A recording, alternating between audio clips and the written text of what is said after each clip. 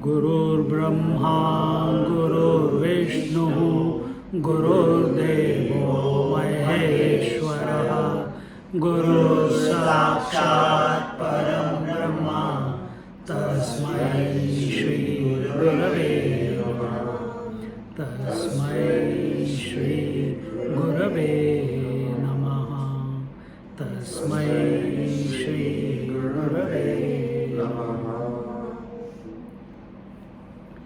So today we are talking of meditation to come to the self, to be the self through Kundalini. In one session you cannot understand it.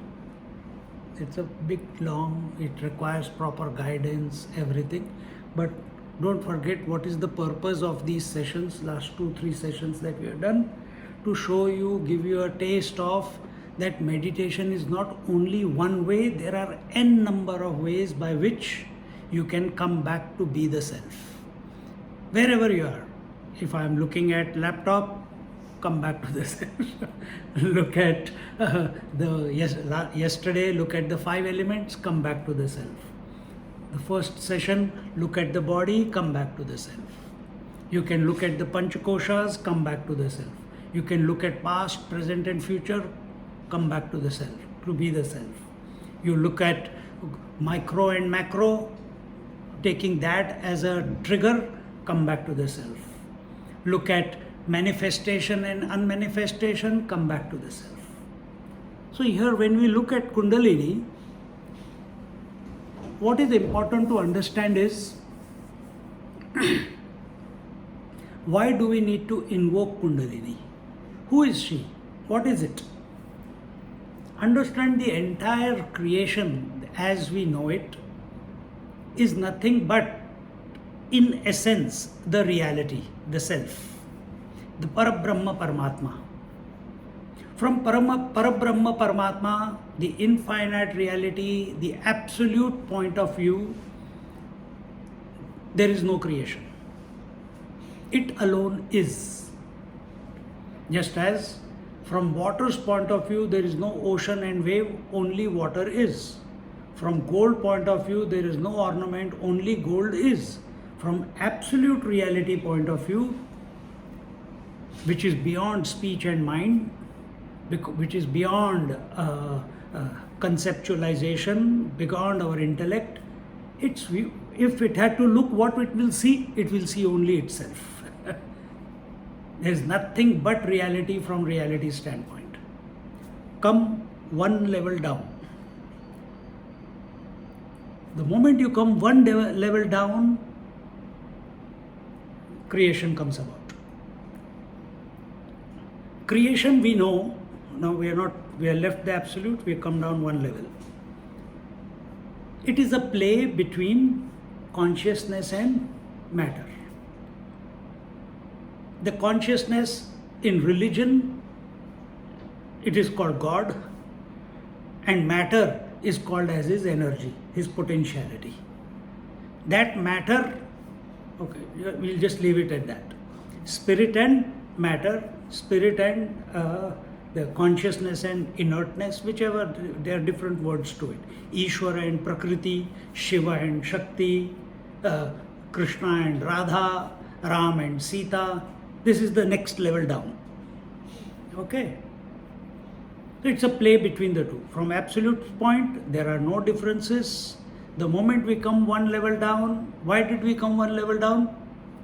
Because for us as a seeker, there is a creation, there is a world, and who is the father and mother of this world?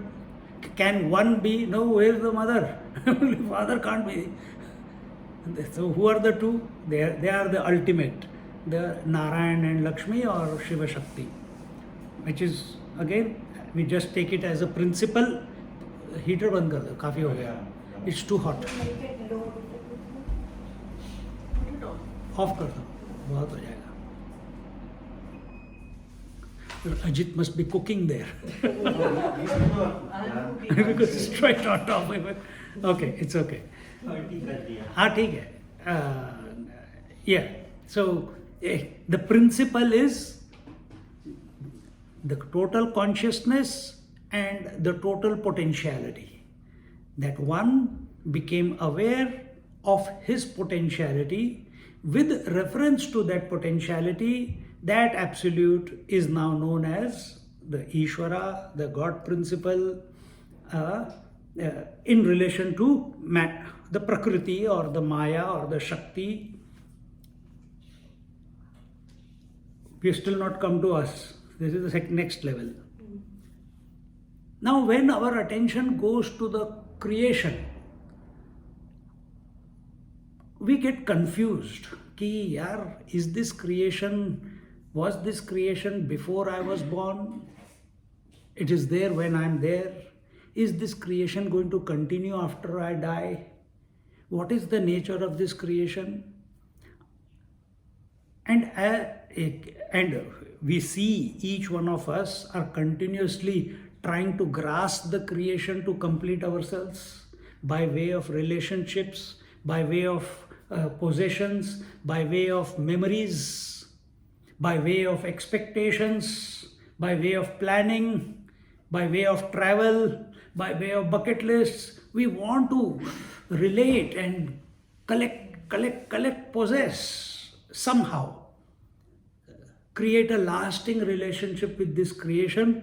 But the truth is, till today, nobody has been successful in it. Recognize, you will be happy. If you don't recognize, you will be miserable all your life. Because why you cannot grasp the creation? Why you cannot relate with the creation? Because creation is continuously changing. So how can you catch the river? You go to catch the river, the water has already changed in the river. Same is this creation. It's continuously changing.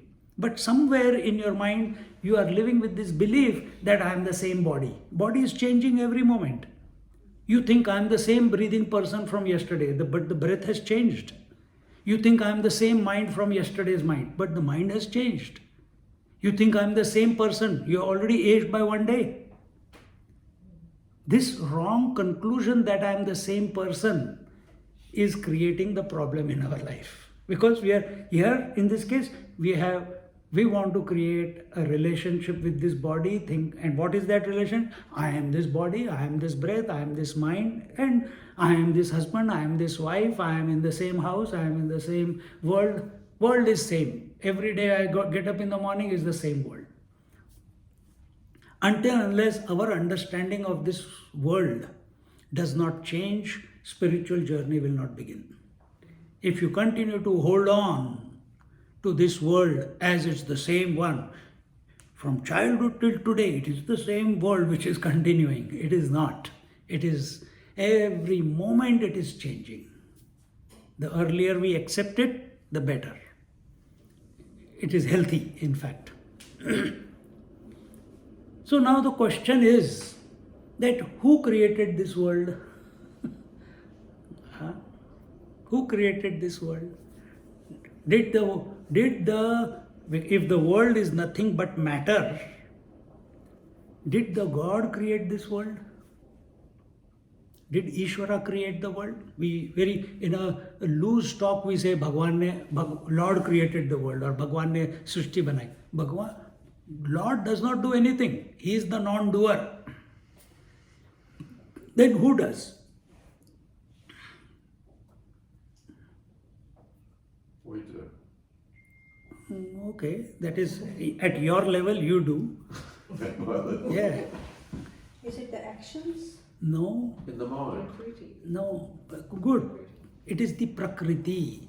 It is the matter out of which matter is Prakriti. Matter is energy. Energy crystallized is called matter. matter dissolved is energy. Understand?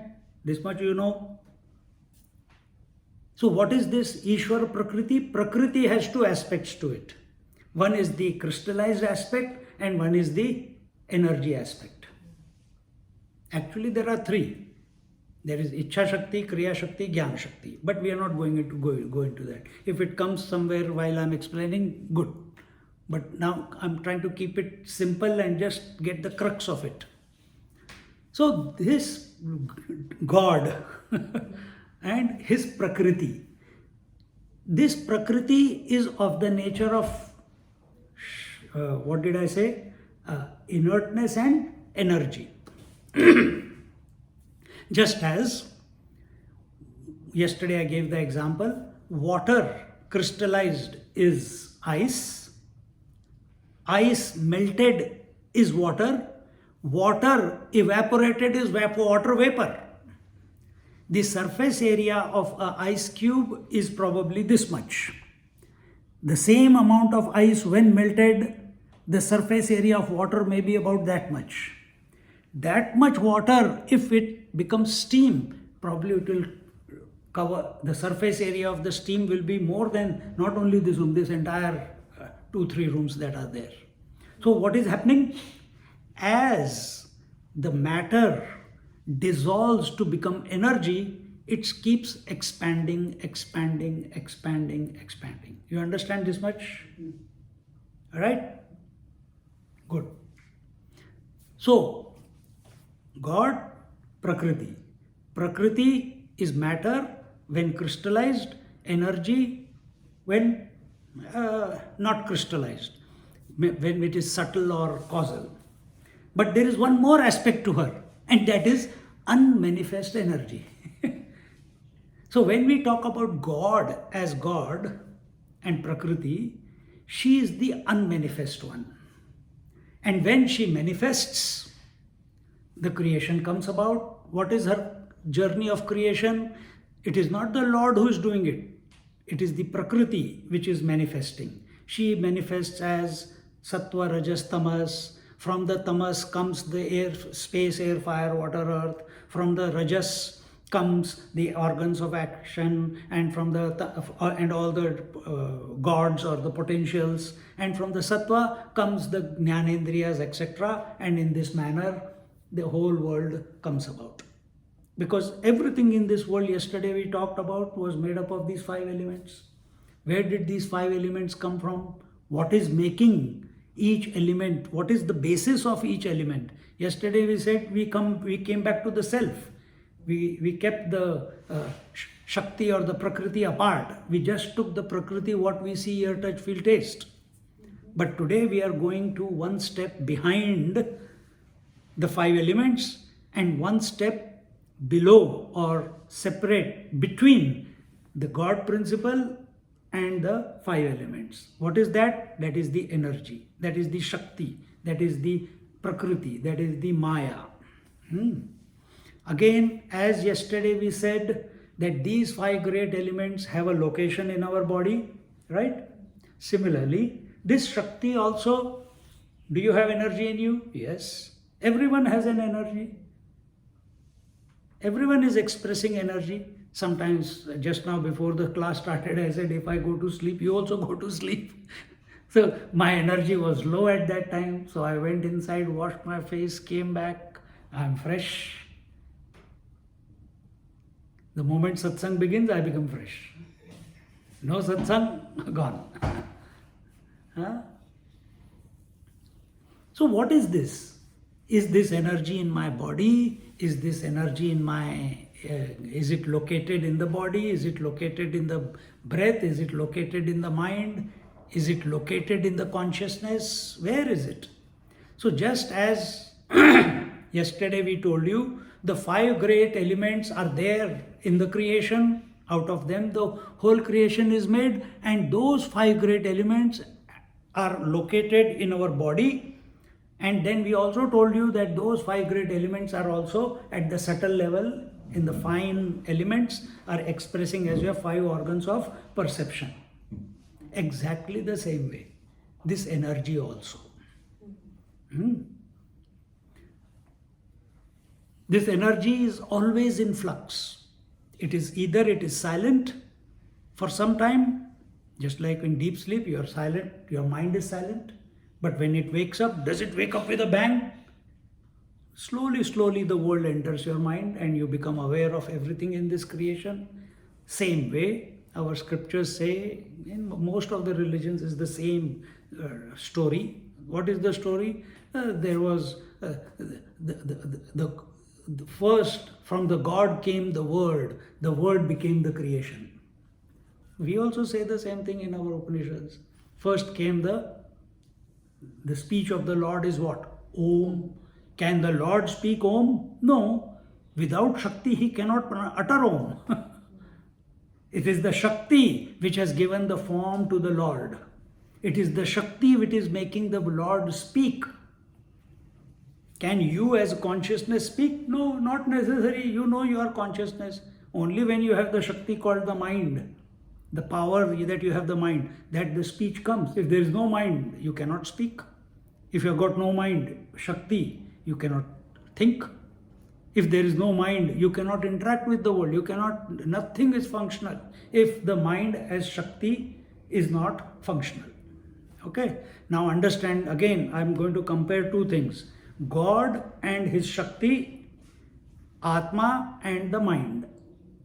What is the relationship between the Lord and his wife? Is the relationship that God principle is the Atmic principle. That Maya principle or Prakriti principle, the matter principle, is our mind. This mind has given this Atma, which is by nature infinite, it has given this form.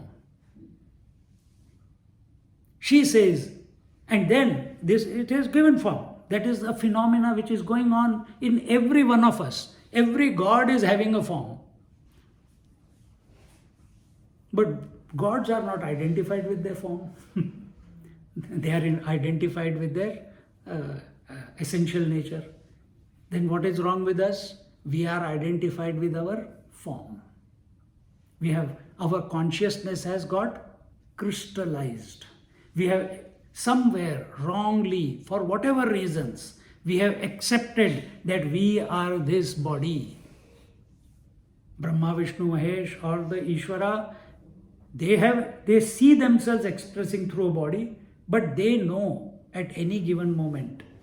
So also saints and sages, they know at any given moment that they are the infinite one. That infinite one alone is the principle of life, is expressing through this body just as it is expressing through everybody.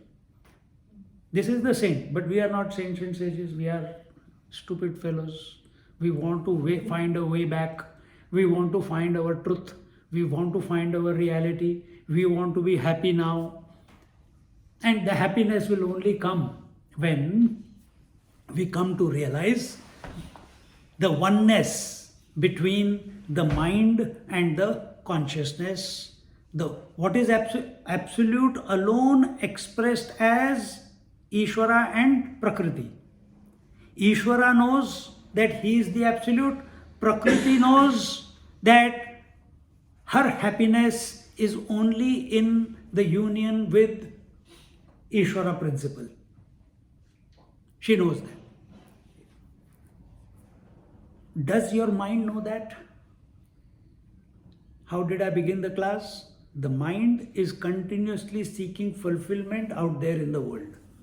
Till today it has not got fulfilled. Something or the other keeps cropping up as an obstacle or a challenge or a sabotage or whatever. So this mind needs to find a way to come back to its beloved. Ganga ji, our river Ganga Mata, river begins from the mountains. Has it seen where the ocean is, its beloved? But it finds a way. So many obstacles come along the way, the mountains, the rocks, but it does not fight anyone.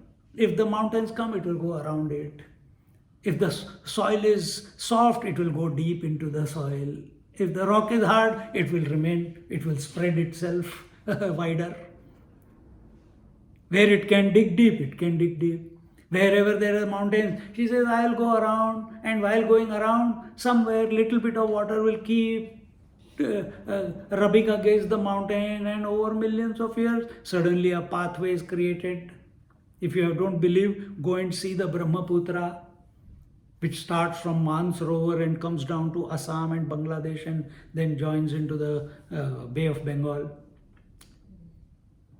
It's so deep there, huge gorges. How that river must have created that deep gorge, millions of years. But it did. But it continuously sought the way to merge with its beloved, Gangaji. Energy, mind, knowingly or unknowingly, is wanting to merge back to its source. It does that every night in deep sleep. Every night it goes back to the source. You think it is sleep. That's our foolishness. Because we don't know what the source is. That is the problem. But it has gone back to the source. But there is a veil of ignorance. We want to bring this about consciously. And because we have taken, as a seeker, as an individual, we have taken this creation to be real.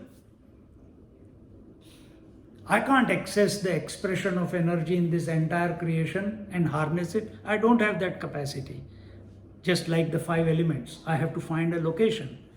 The scriptures have told, masters have told, that the location of this energy, there are various points. How this energy, starting from the divine, the Sahasrar, has, as the body came into existence, what came first into existence in the body? You are a doctor, probably you know. What is the first thing that came into existence? The moment sperm and the ovum come together, what is the first thing that is created? The spine is created. Nervous system. No. But yeah, it's an entanglement. But the single cellular. Then slowly the bones are formed, but the first spine, and then around it the whole body comes up. So where here it is told in this science of Shakti that the energy points are on the spine, or there are other ways, I will tell you when we get to it, that we can take these locations along the vertebrae or just inside the vertebrae and between the front part. Between the front part and the vertebrae. 2 ways you can look at it. And we can take those locations and slowly bring our attention and have the bhava. Bhava is faith, trust, belief, conviction that slowly the energy is rising. Just like once you wake up, you know you are awake. So if some other class, if I say, look at your palm, or wherever your palm is, just think of your palm. The moment you bring your attention to the palm, there is a tingling sensation. Because wherever your attention goes, blood rushes. Wherever blood rushes, oxygen is available. Wherever oxygen is available, carbon dioxide is displaced. And healing takes place. Purification happens. At a gross level, I'm explaining. So same way, when our attention goes to the various location points of this energy, as it is located in our body, wherever we put the attention, there the oxygen is available, there the purification begins. And as that purification begins, certain symptoms are seen by some people. Here you saw tingling. You will feel tingling there also. You will feel tingling, or you will feel heat, or you will feel different things are that from person to person. There's as it is told. And it's not because it is written so it must happen. No, these are observations by masters that these things happen. Even if I don't tell you, you will still, if not this today's class, as you keep practicing, you will experience it. So as I said, the whole creation, so when you say absence, when you say unmanifest energy, how do we come to know that the unmanifest is? How do you interact with that unmanifest? Unmanifest, the way to come to know unmanifest is by sound. And that sound is Om. And that Om is continuous vibration in this creation, whether you hear it or you don't hear it. Right now, maybe you are not hearing it. Close your ears, you can clearly hear continuously going. Then what is this Om? Om, that sound is now being articulated. You can't see the thoughts, but the Om thought in your mind, which you cannot see, is coming out in a gross form. Same way, that sound of Om, which is continuous, unbroken, pervading the entire creation, is now expressing through your mouth. Now that energy, that Om, from that came, I'm giving you just a bit of data, then we will go into meditation. That Om, when it started expanding, what was the first thing that came into existence? The first thing that came into existence was the vowels.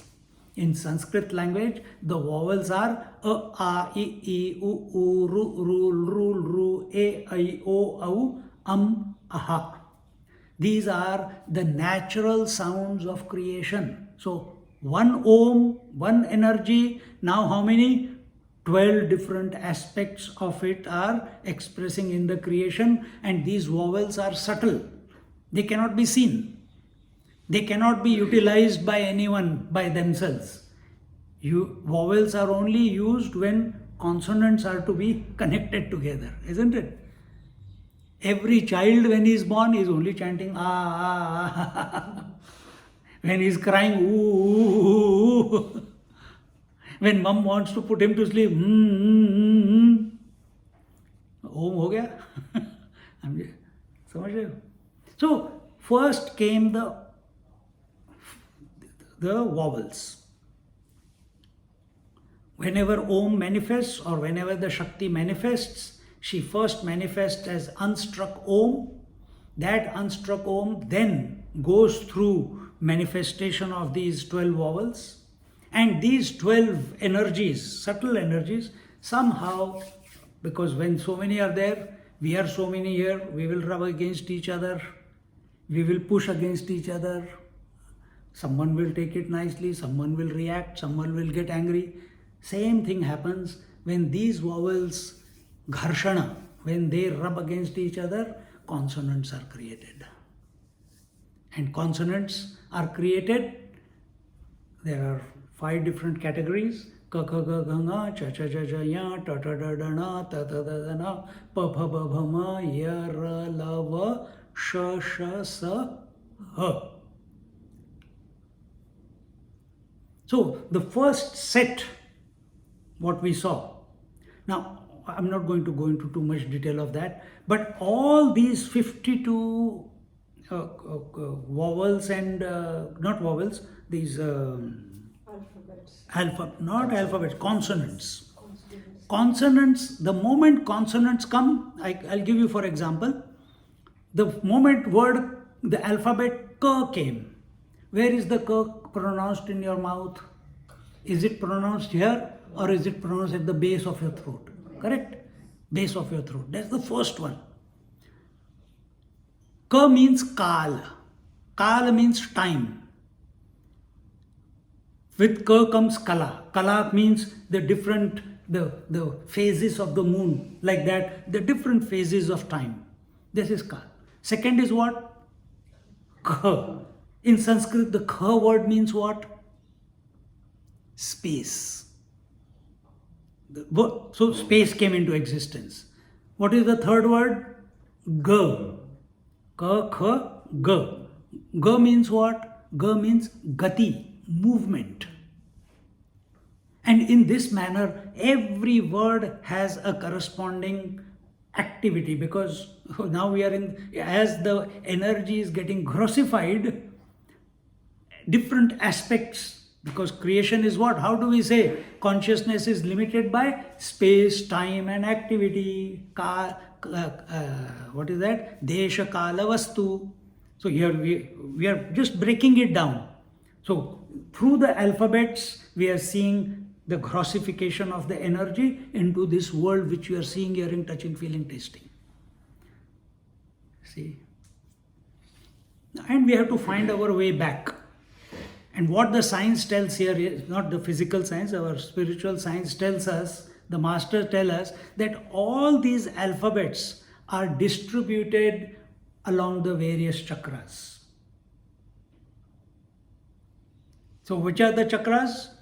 The Mooladhara, the coccyx,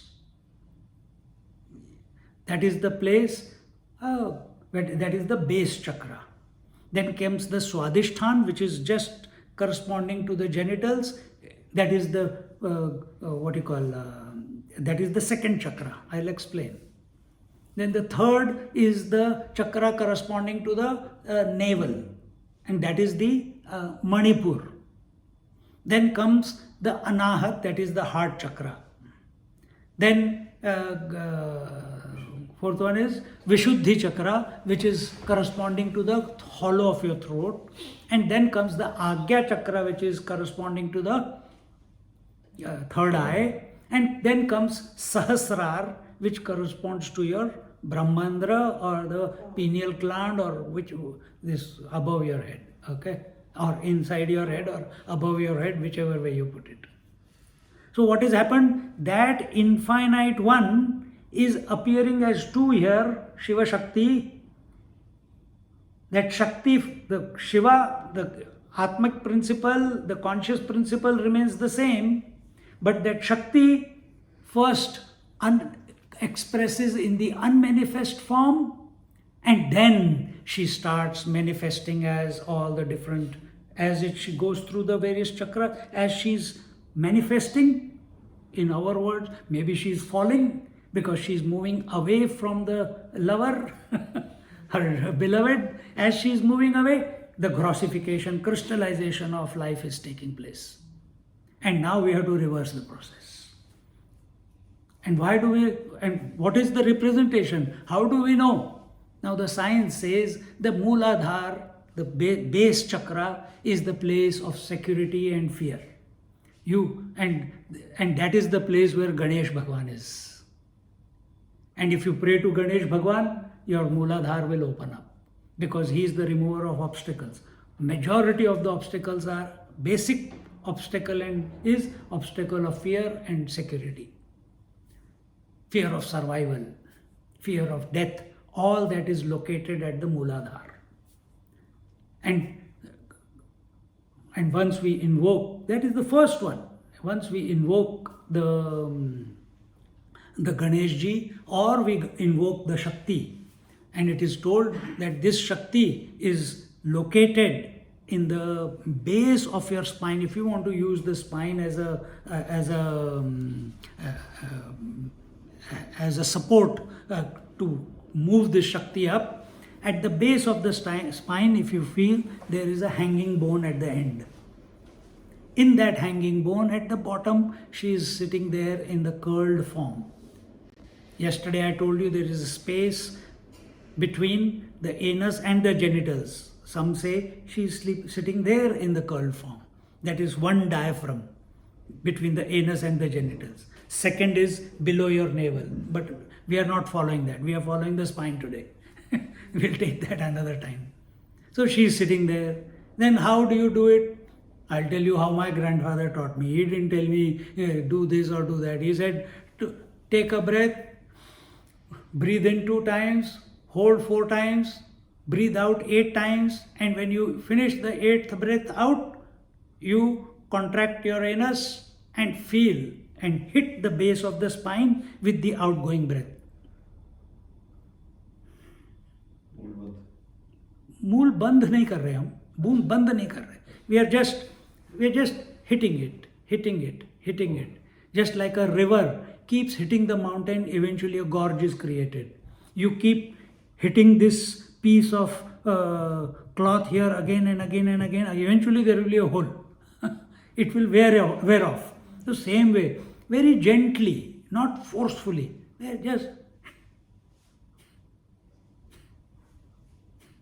you keep hitting it, she starts, as if, like you have seen in the snake charmers in India. What do they do? If you have seen, the snake is inside the basket and he is doing that bean, and then he just touches it, he just teases it, and slowly the snake coils out of the basket. She is sleeping there, totally grossified, unaware that she wants to become, that her completion is in union with the divine. Because consciousness I am, but what am I using the consciousness for? For creating a relationship with the world. She has already manifested as the world, and you are lost in the world. And now you are creating the fear that what if this world slips out of my fingers? What if life slips out of my out of me? What if the dollar falls and the stock market crashes and the real estate crashes? Then what will I do? What will I do after that? So before that happens, raise the Kundalini. Did you apply what your grandfather taught? Yes, I did. How did it go? That's what I'm not going to go into my experience, but I'll tell you the principles. So that's what I'm telling you now. Can I ask you another question? So you die, and then the mind's not there. Let's say I die, then the mind is not there anymore. You talked about the creation. Mind can never be not there. But that's the as long as the relationship. The mind then is. Let me complete the journey. Then you will find out. We will address that. So first we invoke the sleeping energy. That energy in our scriptures. This is the main energy, the Kundalini, which is at the base of the spine. And there are other, what you call, subsidiaries, or what do you call them? The other energies which are expressing through the various nadis and through various networks of nerves. They are all spreading there. Now, as she arises, what is the first obstacle that she comes across? Fear, security, identification that I am the body. You invoke her, pray to her, don't fight with her, you seek her blessings. How do you do that? By gentle attention, not forceful attention. Now I'm going to raise my energy, bang, and you will have unwanted experiences in life. But gently. And as it rises, without you knowing, the Mooladhara will open up. Preferably, never think about Mooladhara. Always think about the Heart Chakra, think about the Vishuddhi Chakra, or think about the Agya Chakra. If you can, without getting a headache, think of the Sahasrara, fantastic. If you bring your attention there, majority people get a headache. But if you can, fantastic. Yeah. So you said don't concentrate much on the... No, never. Okay. Well, what if you can't, if you're trying to just concentrate on here and then your mind's going back to those fears? Accept that they are there. But you can't concentrate here fully then. I mean, you can just visualize that. At this moment, you may not be able to focus. But the practice is so beautiful. Practice is so beautiful that as you keep doing the practice, automatically the focus will remain stuck at that point. Well, it does stuck here, Huh. but then you have those unconscious. Let them sort themselves out. Keep watching. Accept them. Don't fight with them. Don't create a memory of them. Well, that's a very challenging and It is. impossible For path. that, the seeker needs to have extreme faith and devotion. I mean, how can you have the deep faith when you have those fears underneath? And beneath Didn't that? you have fear of childbirth, but you gave birth to a child? But you can't leave the reality Yes, the pain of... from your body to your mind. No, listen what I'm telling you. There are fears when you're going in a car of accidents. You see so many things happening around. Yet we drive the car. Yeah. When you were not married, not pregnant, that time you know so many things can go wrong with pregnancy, yet you became pregnant, yet you had a child. You know, in spite of the fears, you went through that process. That is how life is. We all have come across fears and what do you call challenges in our life, but that is life, that we overcome them and we keep moving because life will not allow us to stop. So same way in this journey also, wherever we put our attention, the energy will start moving in that direction. You put your energy in your toes, the energy will go there. You put your energy in the knees, you can heal yourself like this.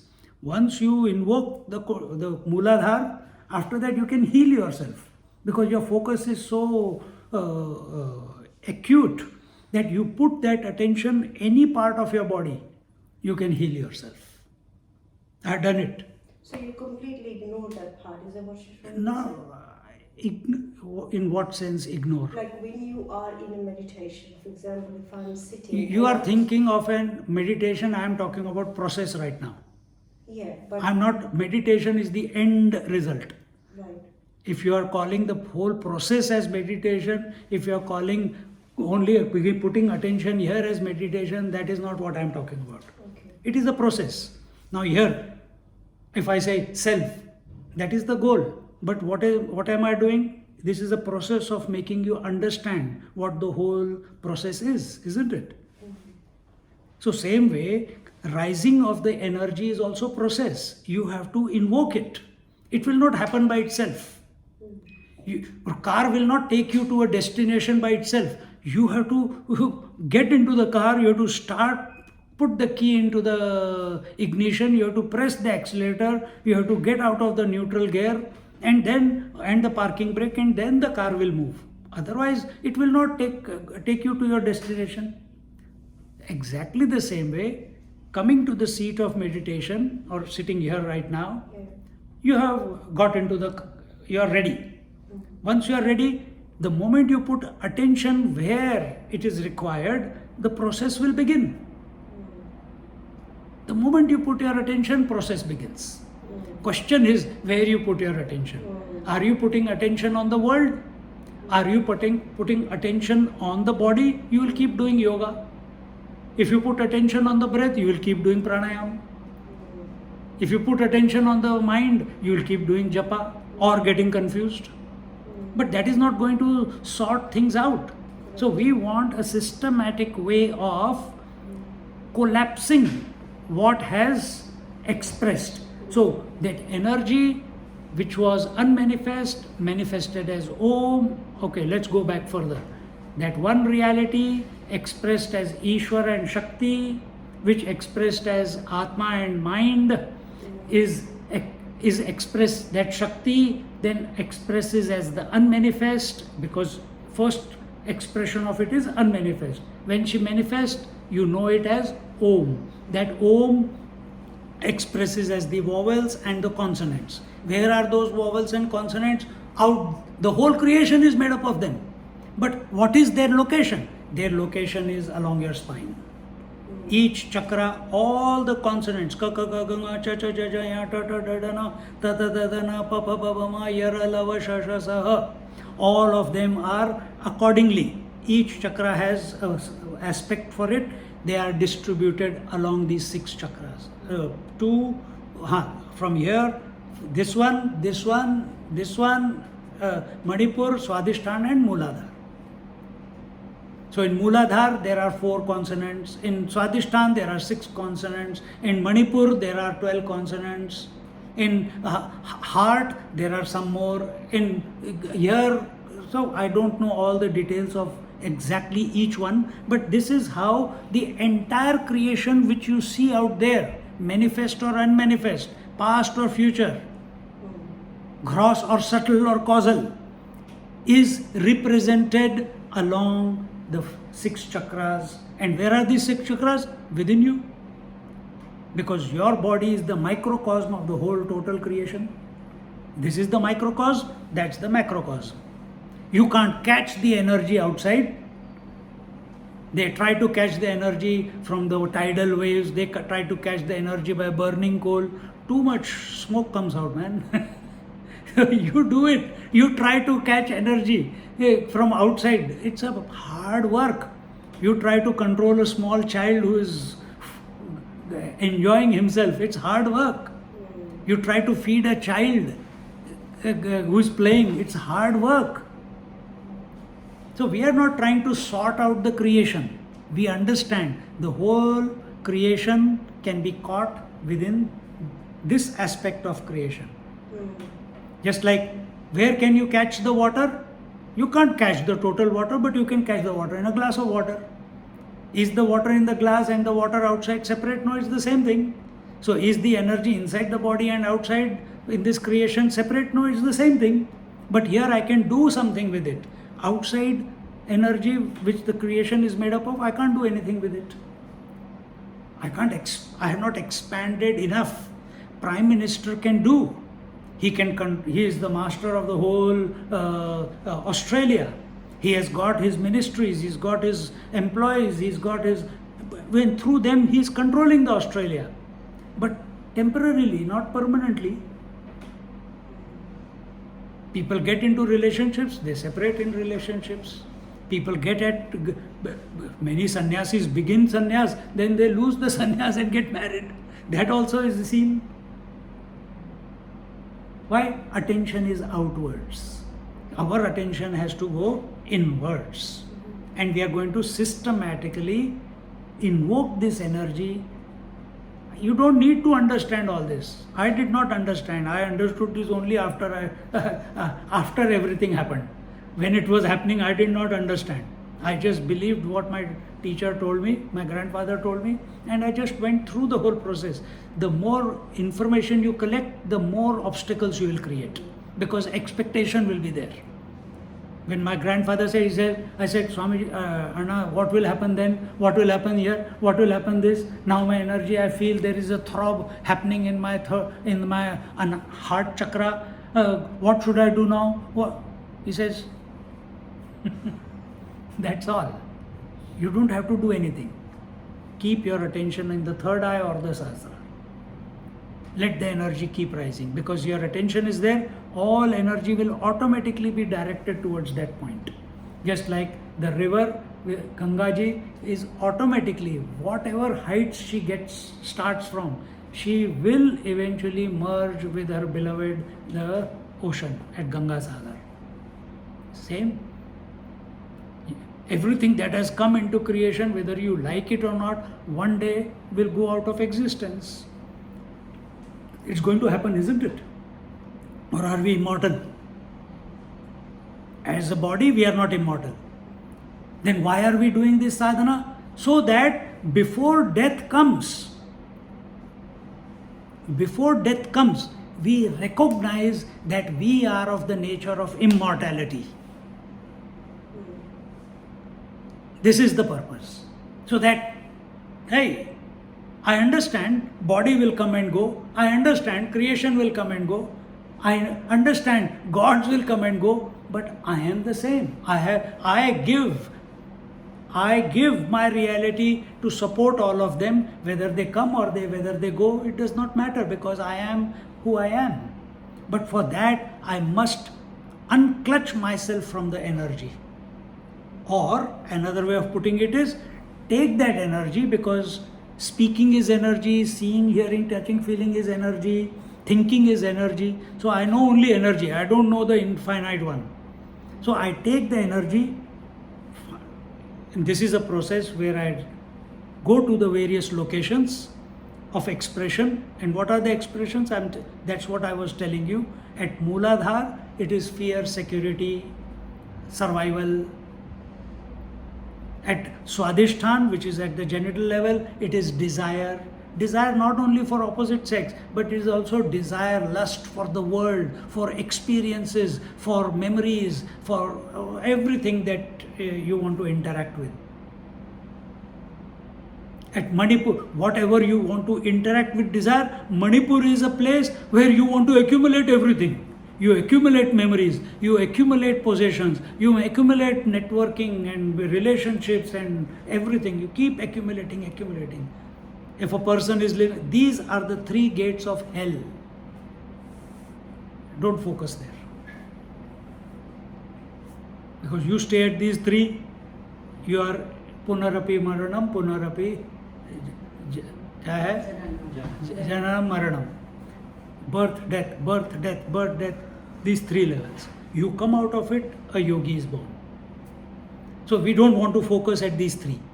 Yes, we invoked it initially because we were living in utter ignorance.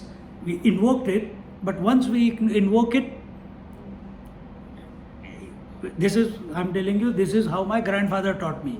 You don't even need to do that. You can only focus here, automatically the energy will rise up. So either you focus on your heart or on your throat, hollow of your throat, or the Agya Chakra or the top. Now coming next, when you come to the Heart Chakra, what happens? Here, different as this is the heart aspect, this is the compassionate aspect, this is again, that one we can take it in another next year when I come. We can see what are the aspects of creation which are expressing at each chakra. But I don't have the data right now with me. So, but very broadly speaking, because of the time constraint, what is the Heart Chakra? Heart Chakra is the point where we recognize that we are not the body. We are not the matter. Energy is still rising. Energy is the basis. That energy expresses as aham and idam, meaning it expresses as subject and object. So here at Heart Chakra, it becomes distinctly clear, like I am seeing you, I will come to know that I am not what I thought I was. I am someone other than this body, I am someone other than this breath. It becomes distinctly clear, not other than the mind, but body and breath, yes. And already a person at this point is going into deep meditation. Once this happens, once it clicks this, you can fall back, but before you fall back, you keep your attention up, so you come to here. So here, what happens? Sometimes you will fall back, again you come, bring yourself back to the conscious principle. Hey, but I experienced that I was other than the body, and you keep coming back to that again and again and again. And how do you maintain that? By raising yourself higher. So bring your attention there while thinking here. Attention should be here. Thinking is that I am other than the matter, which has become your direct experience now. You cannot undo it after. Once it has clicked that you are not the matter, you cannot again go back being the matter. Whole life will be frustrated. That is all of us. We cannot go back being the matter. We may live, this, honey, this, but inside we know we are someone else. We are something greater. We are more expansive. We are the spirit. It never gives us the satisfaction. Yet out of habit, we keep interacting with the world. Then when we come to this Vishuddhi Chakra, Vishuddhi is where there is, yesterday we told you, it is space. In space, now you access yourself as consciousness by the grace of energy without any impurity. The lower ones, the existential, all those things have been taken away from you. Inside the mind is different. But here at the physical level, body, breath, they are no longer able to make a dent on your realization that the conviction that you are the I. Before, I am the husband, I am the wife, I am the teacher, I am the sannyasi, I am the mother, so many roles. I am the body, I am the breath, I have to die one day, I don't know how many days are there, will I die at a ripe age of 100 or will I die tomorrow? All these fears, somehow or the other, they keep coming. All these have vanished from your mind when you come to this point. What is space? From space point of view, if you go to yesterday's meditation, from space point of view, there is nothing called air, fire, water, earth, from space point of view. Because space is the cause, all others are the effect. So when you come here, you recognize in that space that you are the conscious principle and there are no disturbances. Majority of the people come till here, this is where Nirvikalpa Samadhi happens. Nirvikalpa Samadhi, Vikalpa with thoughts, Nirvikalpa without thoughts. You get absorbed.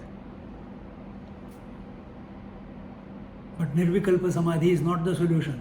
There is still journey to go. There is still journey to go. From here, the journey to this point, what was this point I told you? Ishwar and Prakriti, Atma and Shakti, Atma and Shakti or Ishwar and Shakti, right? So what is the difference? What do we need to conquer from here till there? What is the obstacle in between these five senses? What are these five senses continuously telling you? I am only this body. They are showing you that you are this body, you are these two eyes, you are these two ears, you are this, you are only this much. The transformation from here to here is this I which we came to know without anything is the basis of everything. We transcend all that. You don't have to work it out. It happens automatically. I know you're trying to work it out in your mind because mind cannot work it out. Mind cannot work it out. How does the mind say, I am the same mind which is expressing behind this fellow, this fellow, this fellow. Apna to man samne. I have not understood my own mind and I am going to understand other people's mind. It's not possible. It has to happen. So what is happening? Purification of the senses is taking place as I am moving higher and higher. And purification means the vision becomes purified. Through the vision, I only see the self. Through the ears, through everything, I see the self alone. I see, meaning what? That seeing is not possible without the I behind. Hearing is not possible without the I behind. Tasting is not possible without the I behind. Remember, we came to the I here, and as we are going up here, we are recognizing that we are coming to the basic, building block. What is that building block? Spirit and matter. Spirit is known as I, and matter is seeing, hearing, touching, feeling, tasting. And what is the basic common denominator? I. That I alone is the, with reference to eyes, it expresses as seer. With reference to tongue, it expresses as taster. With reference to ears, it expresses as hearer, and so on. So we were focused on I here, nothing to corrupt it. And now the next challenge was that this I is the same one. It is not that the seer is different to hearer, is different to taster, is different to feeler. It is the same I. Keep maintaining the equipoise. as the energy is moving, she will automatically make it happen, as long as you don't introduce your thinking in it. But this process sounds like a contradiction. Well, the contradiction seems to be between intention and non-intention. Intention of doing something. What did I say? See, this is where you have to be very... Yesterday also I said, efforts must lead to effortlessness. That's what I'm saying. So, intention must lead to... Non-intention. That's the contradiction. It's not contradiction, that is the way. First intention to invoke. Right. And then you give up the intention. So we have shifted the intention from Mooladhara, we have brought it up here. And we are observing how... But are we able to do that? Absolutely. Absolutely. But that's where the contradiction is, because it's the concept of the person being the doer, where you're also saying it's not doing. This is the 4th chapter of Bhagavad Gita. A point comes where you see the doing and not doing happening at the same time. If you want, I can explain. No, it will take too much time. It will take too much time. Is that the surrendered? Yeah, that's where No. the faith comes in. Once you recognize, see, I will explain then. If it becomes clear, fine, otherwise another time. The way of purification is perform the action without expecting a result. Our mind functions only in past or future. In the present there are no thoughts. Only in thoughts are always about past or future. So Bhagavad Gita says, perform action without expecting any results. What happens? 50%, which is future, is taken care of. Mind is purified. In that purified mind expands. And a new realization comes, hey, action is not important, the attitude behind the action is more important. The intention behind the activity is more important than the action itself. You can be holding a knife, you can heal, I can kill. Intention is important, attitude is important. So now we have left the action, which can be many activities, many actions. I have come to the intention. Suddenly I am at the intentional level. As I purify my intentions, as I integrate my intentions, as I synchronize with myself, suddenly the third step, what happens as a result of that is, I start seeing activity and inactivity are both happening at the same time. Until unless we don't practice, it is happening to you right now, but you have to be available to it. This is a process which Gita is saying. Kundalini is the process in which I have explained in that manner. So, what is the third step? With pure intention, as your intention becomes purer and purer and purer, your vision transforms, because there is no corruption, and that activity pulls you into the world. Now what are you able to see? That activity and inactivity, unactivity are happening at the same time. You are sitting here not doing anything, but twiddling the thumbs is going on. Blood flow is going on, breathing is going, activity is going on, but you are not moving. You are sitting in a train, you are not doing anything, but you reach Melbourne. Both are happening at the same time. This principle that both are happening at the same time becomes available to you all the time. And when it becomes available, 5th chapter of Bhagavad Gita, Karma Sannyas, you renounce all activity. You don't interfere what I should or I should not do. Whatever happens, ke sara sara. When total delinking from activity happens in this proper manner, now you are qualified to sit for meditation. 6th chapter of Bhagavad Gita. Where is 6th chapter of Bhagavad Gita? Heart Chakra.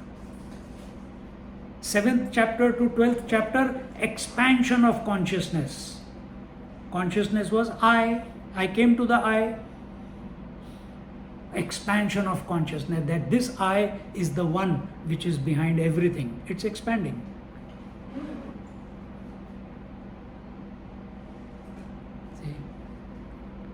When the senses are functional, it expands. When the senses are not functioning, it's unmanifest. When it's unmanifest, has it vanished? No. Now you realize that this energy, this Shakti, and this consciousness that I am, they are one and the same. They are completing each other. Subject cannot independently exist. Object cannot independently exist. You need a subject to know an object. An object has got no meaning if there is no subject. So what is this coexistence? This is Ishwar and Prakriti at the what is this chakra called? Agya Chakra. And when now still there is two. Still there is two. And understand, if you think that you are going to make all this happen, you are going the wrong way. All this must happen by way of grace. All we can do is put our attention. All we can do is put our attention. Where do we put our attention? Either on the Sahasrara, or on the Agya Chakra, or on the Vishuddhi Chakra, or on the Heart Chakra. Don't go below. Because you go below, you will get caught up in the world. If you put attention on the Manipur, you will become greedy. You want to have more and more and more. You put it on Swadhisthana, you will be lusty for everything. Food, sex, objects, relationships, family, etc. You will not, what is life without having relationships? What is life without thinking about my child? So in other words, so these three chakras are materialistics. Yes, So good. So Now the consciousness is, so first this is a glimpse, at Anahat is a glimpse of consciousness. Yeah. Here it becomes clear consciousness. Yeah. Here it is expansion of consciousness. Here it is unmanifest Prakriti. You realize consciousness and matter is one. And here openness means it's everything is that one. Is that one. So it starts, the journey starts from here to about there. So Starts from there, not there. here, Heart. Here from heart Yeah, to about the there, sternum. 4 chakras here. Yes. So don't go down. Yeah. So I think that is very clear now to me. So now, if this much is enough for today, we can keep talking. I can keep talking about it for weeks about this. So let's close our eyes. Oh, not close our eyes. Let me guide. It's already one. Just 15-20 minutes we'll sit. Keeping your back, neck, head in a straight line. Feet flat on the ground, floor. Fingers interlocked or in Gyan Mudra. A happy smile, a happy disposition in your heart. Joyfully explore this exercise. We are not trying to achieve anything. We are coming through this exercise. We are only removing that which we are not, or we are recognizing that we are all that there is. Both ways okay.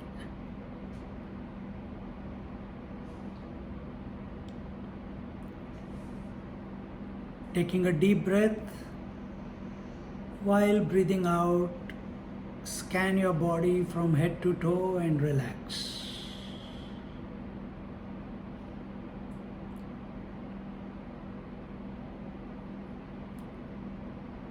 Again, taking a deep breath, and while breathing out, scan your body, forehead, face, throat, chest, abdomen, thighs, legs, feet, and out.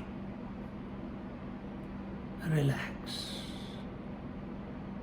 Settle down.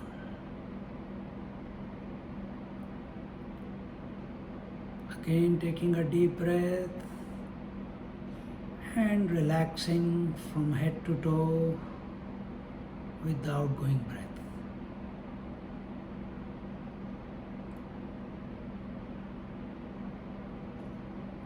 Just do a simple exercise of bringing your attention to the base of your spine. Keep it there without any distraction.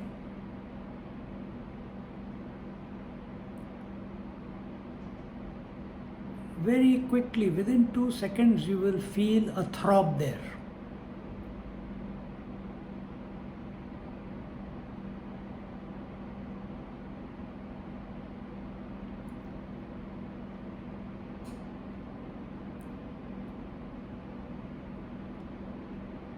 Now bring your attention to the location of the point behind your navel on the spine.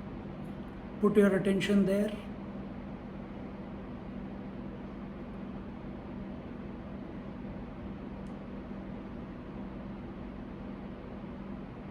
You will feel a throb on your spine where your attention is.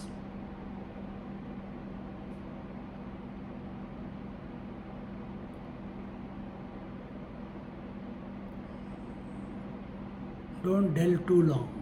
Shift your attention to your Heart Chakra, which is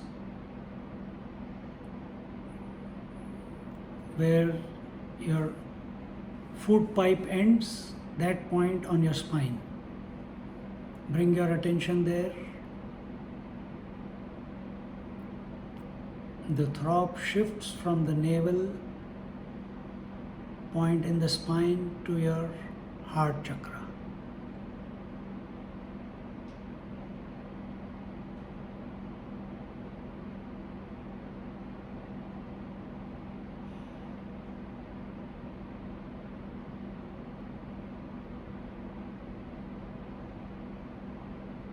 Shift your attention to the hollow of your throat. If you draw a straight line back to your spine and your neck, bring your attention to that point.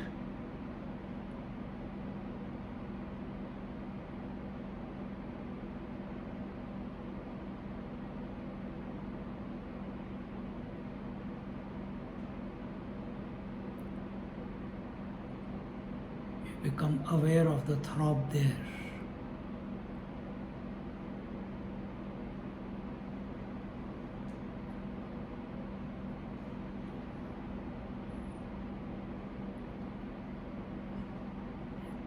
Shift your attention to the third eye.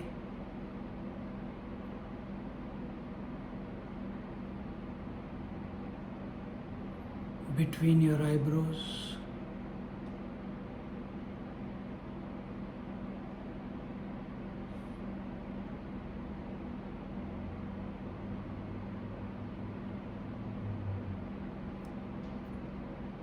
And you can feel the throb there.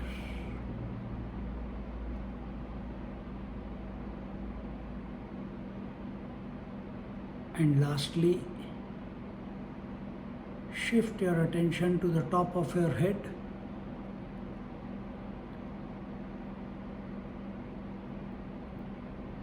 Where, like the small child, they have the hollow in their skull, that point.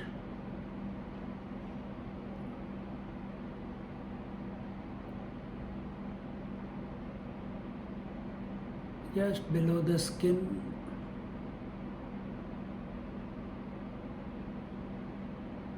You will become aware of that pulsation, that throb.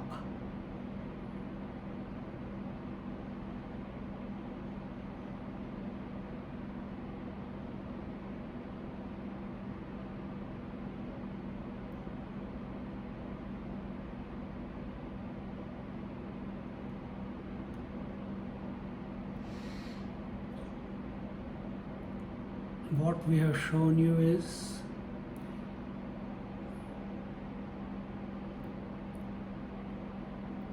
this throb itself is the creative process, the energy. Wherever your attention goes, there the throb is experienced.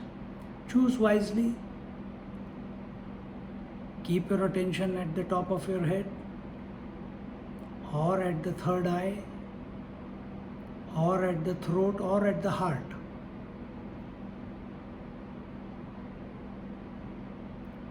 Purification is not going to happen in one sitting. It requires continuous engagement.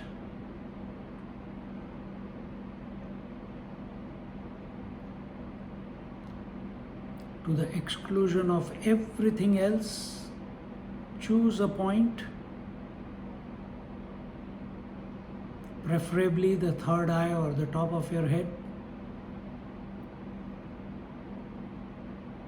Without going to sleep, be conscious of the pulsation. Be conscious of the throb.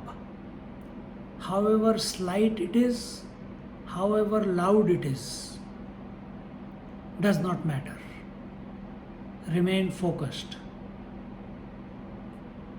Take support of that throb. That throb is the energy. Let it purify everything that comes along its way.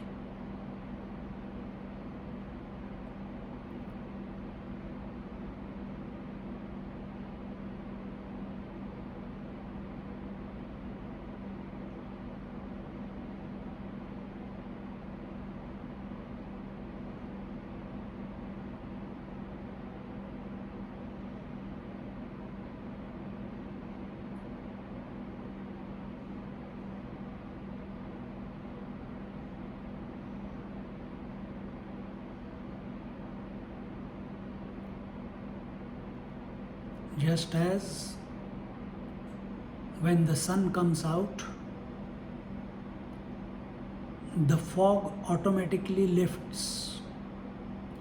Fog was hugging the ground, but when the sun comes out,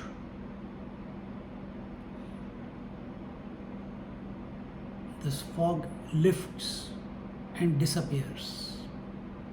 Exactly the same way. When our attention is on the Sahasrar or the Agya or the Vishuddhi or the Anahat, the Heart Chakra, the ignorance which was keeping us looped in the world, which was keeping us in the loop of the body, breath and mind,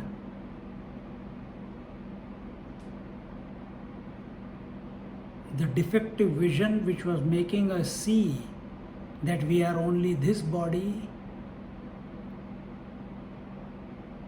it starts dissolving away by itself. Why? Our attention is on the sun, the self, the I. How do we access that? By being attentive of the throb, of the energy.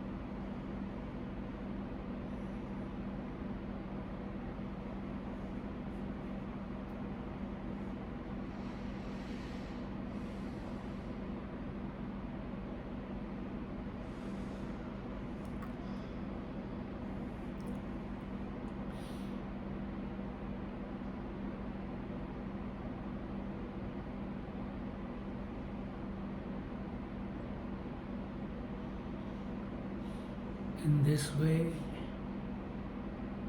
taking the support of the energy, we come to the unifying principle that we are the result of it is transformed vision. In spite of the multiplicity, you see the oneness. Right now it eludes us.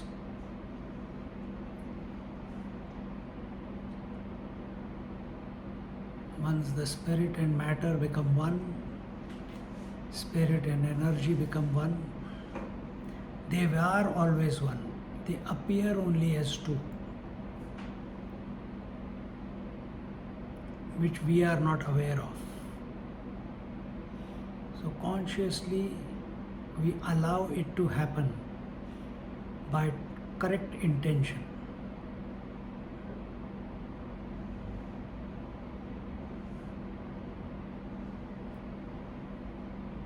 Taking a deep breath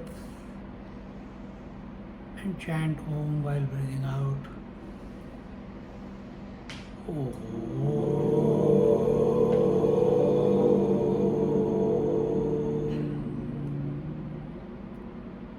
Again.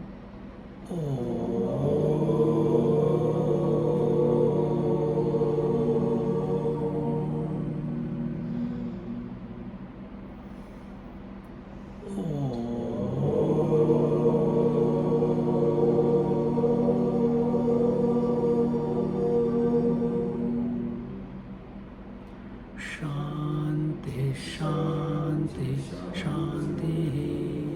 Hari Om Shri Gurubhyo Namaha. Hari Om. Move your toes, move your fingers, move your shoulders, move your neck, left, right, up, down. Offer the experience to the Lord, so no memory is created.